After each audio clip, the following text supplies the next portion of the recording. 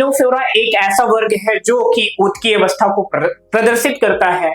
साथ में यह एक ऐसा जीव है जो समुद्री अवस्था में पाया जाता है, यानी समुद्र में पाया जाने वाला जीव है। तो यदि हम देखते हैं कि जो टीनोफोरा है ये जीव जगत का थर्ड क्लास में आता है, यानी तीसरे समूह में आता है।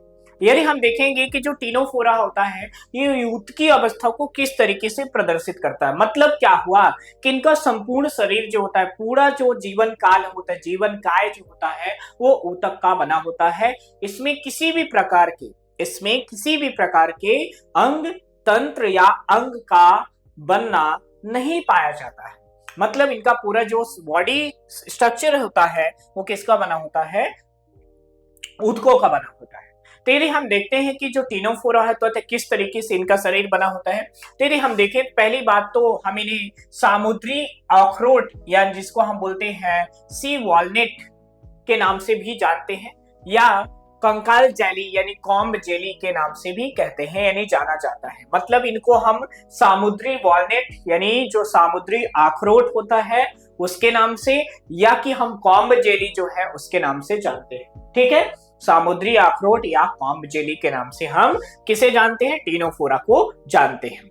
ठीक है, फिर ये क्या होते हैं, ये सभी अनन्य रूप से क्या होते हैं, एक्सक्लूसिवली समुद्रवासी होते हैं। समुद्रवासी का मतलब क्या होता है, इनका जो जीवन होता है वो समुद्र में व्यतीत होता है ना। इसलिए इसको हम क्या बोलते हैं बेटा, समुद्रवासी बोलते हैं, समुद्र में पाए जाने वाले जीव होते हैं। ठीक है, इनकी जो सम्मिति होती है वो कैसी होती है, अरीय सम्मित होती है। ध्यान समझिएगा, इनमें जो सम्मिति होती है वो कैसी होती है, अरीय सम्मिति होती है। और इनमें जो ओरिजिनल लेयर होती है तो ये कैसे होते हैं, डिप्लोब्लास्टिक होते हैं, डिप्लोब्लास्टिक होते हैं। यानी इनमें जो है क्या होगा, एक्टोडर्म होगा, एंडोडर्म होगा, लेकिन मेसोडर्म नहीं पाया जाएगा। यानी बाह्य और अंतः जो है त्वचा तंत्र होगा, जो मध्य होता है वो नहीं पाया जाएगा। ये जो होते हैं अगुही होते हैं, अगुही का मतलब जो होता है यानी एसिलोमेट होते हैं। इनमें जो है खाली स्थान कैविटी नहीं पाई जाती है। इनमें ऊतक स्तर का शारीरिक संगठन, मतलब इनका जो शरीर होता है वो ऊतक से मिलकर बना होता है, यानी कोशिकाओं के समूह को ऊतक कहते हैं और ये इनका जो शरीर है उन्हीं ऊतकों से मिलकर बना होता है। इसमें किसी तरह का अंग का फॉर्मेशन या निर्माण नहीं पाया जाता है। ठीक है, शरीर में 8 बाह्य पक्षमाभी युक्त कंकाल पट्टियां जिसको हम बोलते हैं कॉम्ब प्लेट होती है, जो गमन में सहायक होती है। मतलब यदि आप देखोगे कि इनमें यदि आप देखोगे तो यहाँ पर आप देख रहे हो कि इनमें पट्टियां ग्रीन कलर की, ये आपको पट्टियां दिखाई दे रही हैं। ठीक है, तो इनमें जो ग्रीन कलर की आपको पट्टियां दिखाई दे रही हैं, इन ग्रीन यानी हरी कलर की पट्टियों को हम बोलते हैं कॉम्ब जेली। क्या बोलते हैं बेटे, कॉम्ब प्लेट बोलते हैं। ये जो कॉम्ब प्लेट होता है इनका काम होता है कॉम्ब क्या करना, गमन करना, यानी प्रचलन में ये क्या करते हैं, सहायता करते हैं। तो ये जो कॉम्ब प्लेट होते हैं, ठीक है, तो ये किसमें सहायक होते हैं, चलने में यानी प्रचलन में। तो इनको हम क्या बोलते हैं, कॉम्ब प्लेट बोलते हैं। क्या बोलते हैं, कॉम्ब प्लेट बोलते हैं। तो ये जो कॉम्ब प्लेट होती है तो ये किसमें सहायक होते हैं, ये किसमें सहायक होते हैं, प्रचलन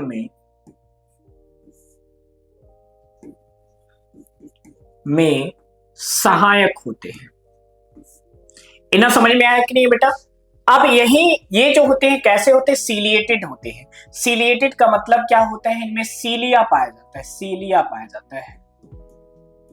ठीक है, ठीक है, इनमें क्या होते हैं, यानी जो साइड में जो है छोटे छोटे पिट्स होते हैं जिसको हम बोलते हैं लैटरल पिट। लैटरल क्या होता है, पिट होता है।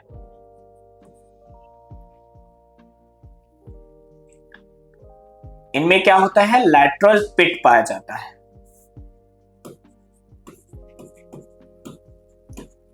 लैटरल पिट पाया जाता है। ठीक है, फिर इनमें एनल पोर होता है, यहां पर एक छिद्र पाया जाता है जिसको हम क्या बोलते हैं, एनल पोर, एनल छिद्र बोलते हैं। समझ में आया कि नहीं आया। ठीक, फिर इनमें इस तरीके से ये जो स्ट्रक्चर आपको दिखाई दे रहा, तो यहाँ पर ये जो पार्ट होता है इसको माउथ बोलते हैं, जिसको हम मुंह बोलते हैं। ठीक, तो इस तरीके से आपको स्ट्रक्चर दिखाई जाएगा। यहाँ पर टेंट्रिकल्स होते हैं, जिसको हम बोलते हैं पक्षमाभ।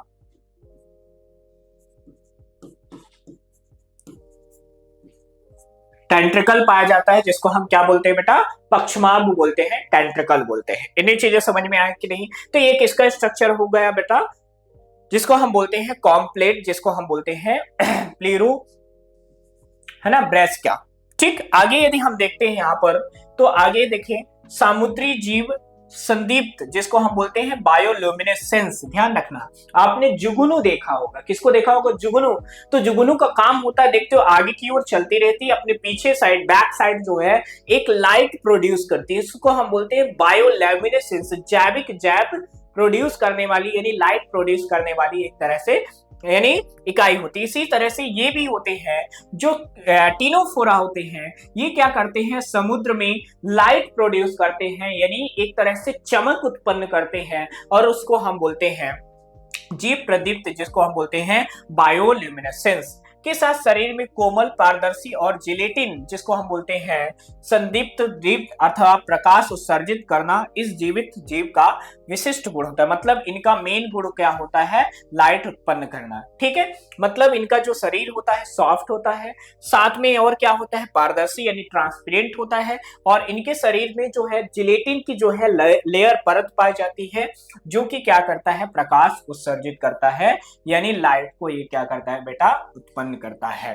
इस जीवित जीव का यह मतलब जो है इस टीनोफोरा का मेन कैरेक्टरिस्टिक्स होता है, लक्षण होता है। ठीक है, इनमें जो पाचन होता है यानी डाइजेशन जो होता है वो कैसा होता है, अंतःकोशिकी होता है। पाचन कैसा होता है बेटा, अंतःकोशिकी। अंतःकोशिकी का मतलब क्या होता है कि कोशिका के अंदर होता है। ठीक है, इसलिए हम क्या बोलते हैं, अंतःकोशिकी होता है या अंतराकोशिकी, दोनों प्रकार का होता है ना, समझ में आए। मतलब इनमें जो डाइजेस्टिव सिस्टम होता है वो यानी पाचन जो होता है, खाद्य पदार्थों को जो पाचन होता है, डाइजेशन होता है, वो बाह्य कोशिकीय और अंतःकोशिकीय दोनों प्रकार का होता है। समझ में आया कि नहीं है? आगे यदि हम देखते हैं तो इनमें जो जनन इकाई होती है यानी जनन अंग होता है वो क्या होता है, पृथक नहीं होता है। ध्यान रखना, इनमें रिप्रोडक्टिव ऑर्गन जो होता है एक ही साथ होता है, यानी हर्माफ्रोडाइट होता है। कैसा होता है बेटा, हर्माफ्रोडाइट, उभयलिंगी बोलते हैं। अगला, ये लैंगिक रूप से प्रजनन करने वाले प्राणी होते हैं, मतलब ये इनमें सेक्सुअल रिप्रोडक्शन होता है। मतलब आप देख रहे हो कि जीवों के जो विकास है उनमें आप थोड़ा थोड़ा सा परिवर्तन आप देख रहे हो। इसके पहले आपने देखा था कि लैंगिक और अलैंगिक दोनों प्रदर्शित कर रहा था, लेकिन यहाँ पर टीनोफोरा एक ऐसा वर्ग है जो कि क्या कर रहा है, डायरेक्टली लैंगिक प्रजनन को प्रदर्शित कर रहा है। ठीक है, जो बाह्य निषेचन, ठीक है, और साइपिडिस, जिसको हम बोलते हैं साइपिडिस, लार्वा के द्वारा अप्रत्यक्ष परिवर्धन को दर्शाता है। मतलब इनमें जो डेवलपमेंट होता है किसका, लार्वा का, जो एम्ब्रियो है उसका जो डेवलपमेंट होता है वो कैसा होता है, अप्रत्यक्ष होता है, यानी डायरेक्टली नहीं होता है। इस संघ में क्या होता है, प्लूरोब्रेसिका, जिसको हम बोलते हैं समुद्री हंसवेरी, और टीनोप्लाना, जिसको हम बोलते हैं कॉम्ब जेली, इस वर्ग में आते हैं। किस में आते हैं, टीनोफोरा में आते हैं। तो इसमें क्या क्या आता है बेटा, प्लूरोब्रेसिका, जिसको हम बोलते हैं समुद्री हंसवेरी, और टीनोप्लाना, जिसको हम बोलते हैं कॉम्ब जेली, जो है किसमें आते हैं, टीनोफोरा वर्ग में आते हैं। इन्हीं चीजें समझ में आए कि नहीं है, पक्का। अगला यदि आप देखोगे, ये आपने डायग्राम देख ही लिया, इसमें देखोगे प्लूरोब्रेसिका जो होता है यहाँ पर आता है, उसका ये चित्र आपको देख लें। अगला जो होता है प्लेटीहेल्मिन्थ्स। ठीक है, तो बेटा यहाँ पर देखोगे तो टीनोफोरा जो है और प्लेटीहेल्मिन्थ्स दोनों को हम कंबाइन करके देख रहे हैं। तो अगला जो हमारा टॉपिक है वो क्या है, प्लेटीहेल्मिन्थ्स है। प्लेटीहेल्मिन्थ्स को है हम जो चपटे कृमि के नाम से जानते हैं, और साथ ही ये एक ऐसा, अभी तक जितना आपने देखा Porifera Coelenterata Ctenophora, Porifera Coelenterata Ctenophora में आपने टीनोफोरा और सिलेंट्रेटा आपने देखा कि ये ऊतक जो है प्रदर्शित है, यानी इनका जो जीवन होता है ऊतक ही होता है। लेकिन यहाँ पर प्लेटीहेल्मिन्थ्स में देखोगे तो ये एक ऐसे जीव होते हैं जो अंग तंत्र को प्रदर्शित करते हैं। किसको प्रदर्शित करते हैं, अंग तंत्र को प्रदर्शित करते हैं। मतलब यहाँ पर आप देखोगे कि यहाँ पर आर्गन, अंग का निर्माण स्टार्ट हो गया है। मतलब देख रहे हो कि जीवन का जो विकास है धीरे धीरे ऊपर की ओर जा रहा है। अभी तक आपने देखा था कि जो जीव था वो केवल कहां तक सीमित था, ऊतक तक सीमित था, लेकिन यहाँ पर यदि आप देखोगे प्लेटीहेल्मिन्थ्स में देखोगे कि यहाँ पर जीव के शरीर में पहला संरचना का निर्माण हो रहा, उस संरचना का नाम है अंग। अब अंग का निर्माण हो गया है तो अंग तंत्र का निर्माण होना तय है। मतलब आगे की ओर यदि हम जैसे जैसे आगे की ओर ऊपर की ओर बढ़ते जाएंगे तो हमें अंगों का निर्माण तथा उनके कार्यों के बारे में पता होने लगेगा। यहाँ पर यदि हम देखते हैं प्लेटीहेल्मिन्थ्स में, जिसको हम चपटे कृमि के नाम से भी जानते हैं, ये एक ऐसे जीव होते हैं जो कि क्या होते हैं, अंग तंत्र को, अंग को प्रदर्शित करने वाले, अंग यानी ऊतक को के साथ साथ अंग को प्रदर्शित करते हैं। यहां पर देखोगे कि ये क्या होते हैं, डोर्सोवेंट्रली होते हैं। डोर्सोवेंट्रली का मतलब होता है कि इनमें दोनों भाग जो होते हैं अलग अलग। मतलब यदि आप देखोगे ये वाला भाग ये है और ये थोड़ा सा अलग दिखाई दे रहा है, तो इसको हम बोलते हैं बायलैटरल या डोर्सोवेंट्रल। ठीक है, तो ये चपटे क्रम होते हैं, चपटे होते हैं, है ना, रूप से चपटे शरीर की उपस्थिति के कारण इन प्राणियों को क्या बोला जाता है, को क्या सामान्यतः है फ्लैट वॉर्म या चपटे कृमि बोलते हैं।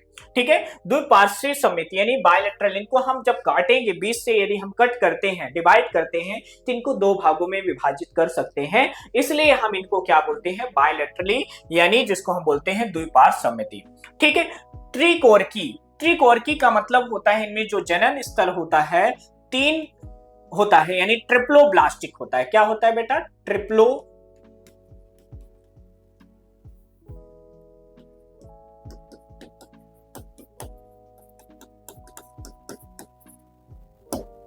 ये कैसा होता है, ट्रिप्लोब्लास्टिक होता है। ट्रिप्लोब्लास्टिक का मतलब होता है कि इनमें तीनों जनन स्तर पाई जाएगी। मतलब कहने का कि इनमें एक्टोडर्म, मेसोडर्म और एंडोडर्म तीनों जनन लेयर जो है पाई जाएगी। किसमें बेटा, प्लेटीहेल्मिन्थ्स में।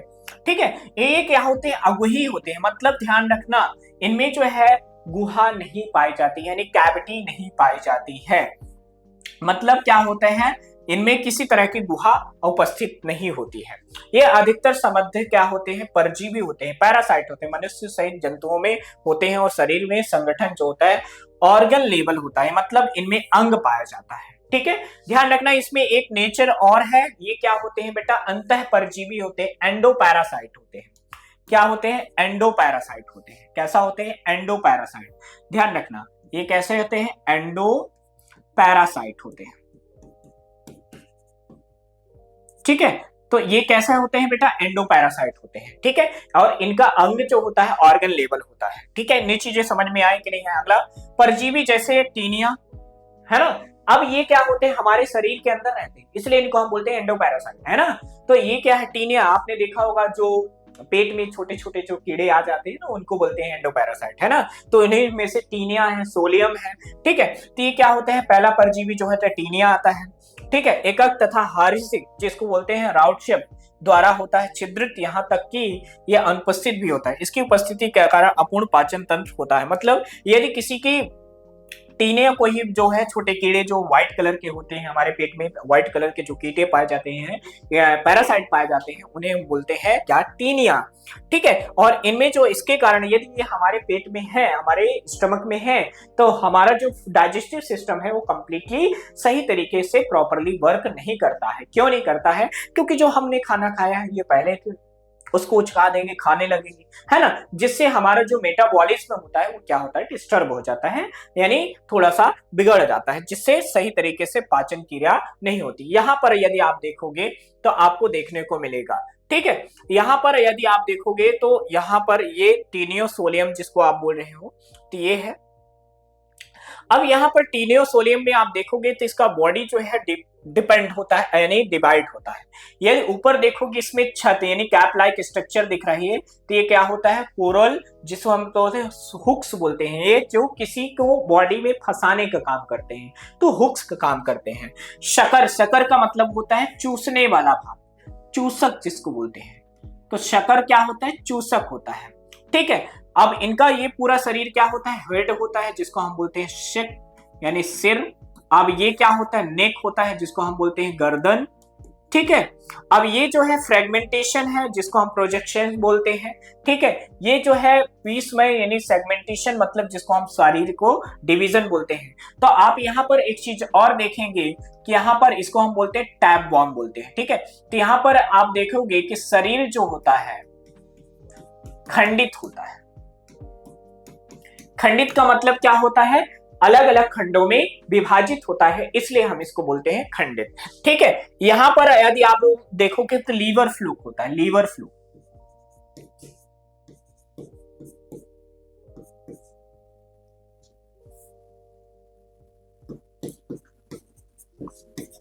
लीवर फ्लूक होता है। इसमें यदि आप देखोगे तो इसका ऊपर वाला ये जो पार्ट होता है इसको माउथ बोलते हैं, और इसका जो नीचे होता है ये शकर, शकर का मतलब होता है चूसक। ये चूसने का काम करता है, यानी शक करने का काम करता है। बॉडी से जो फूड मटेरियल है उसको शक करने का काम करता है, ठीक है। और इसमें जो होता है पार्श्व शकर, इसमें वेंट्रल शकर भी पाए जाते हैं। साथ में इसमें जेनाइटल पोर, जेनाइटल का पोर का मतलब होता है जनन छिद्र, जनन छिद्र भी क्या होता है इनमें पाया जाता है। जेनाइटल पोर का मतलब क्या होता है, जनन छिद्र भी इनमें पाया जाता है। किसमें, लीवर फ्लूक में। और ये क्या होता है, टैप बॉम्ब जिसको हम बोलते हैं, ठीक। तो ये जो है एक तरह से हमारे शरीर में पैरासाइट का काम करते हैं। तो परजीवी जंतुओं में अंकुश, हुक्स, चूसक मतलब सगर पाए जाते हैं।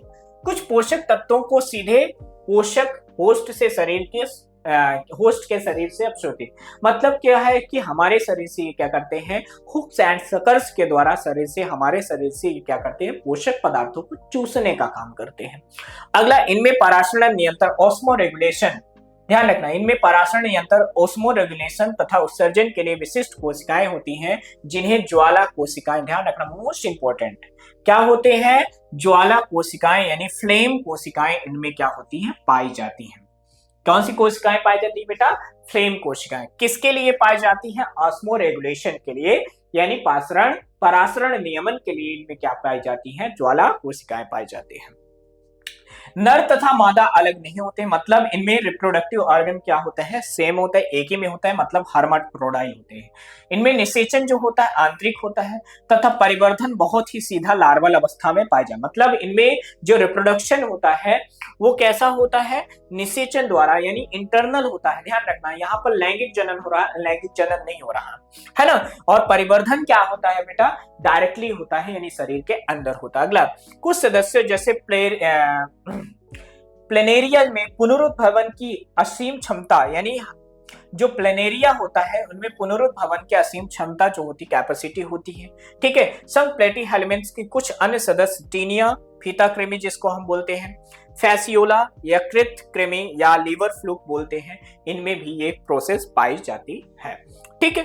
तो यहाँ पर यदि आप देखेंगे कि प्लेटी हेलिमेंट्स और टीनोफोरा एक ऐसे वर्ग को प्रदर्शित करते हैं जो कि कोशिकीय अवस्था से उत्तकी अवस्था, उत्तकी अवस्था से अंग अवस्था में की ओर विकसित हो रहे हैं। तो बच्चों, अपनी यदि आप देखोगे तो यहाँ पर हमें देखने को ये मिला कि जो जीवों का क्रम है, विकास का क्रम है, तो ऊतक से जो है अंग की ओर क्या है, बढ़ रहा है और आगे की ओर, डेवलप की ओर विकसित हो रहा है।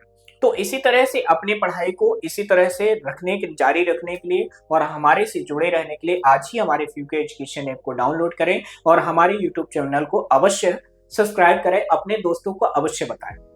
जो भी कमियां लग रही हो तो आप जरूर हमें कमेंट सेक्शन में कमेंट के थ्रू आप बताएं। तो बच्चों, मिलते हैं इसके नेक्स्ट पार्ट में, नेक्स्ट क्लास में। तो तब तक के लिए बहुत बहुत धन्यवाद बच्चों, जय हिंद।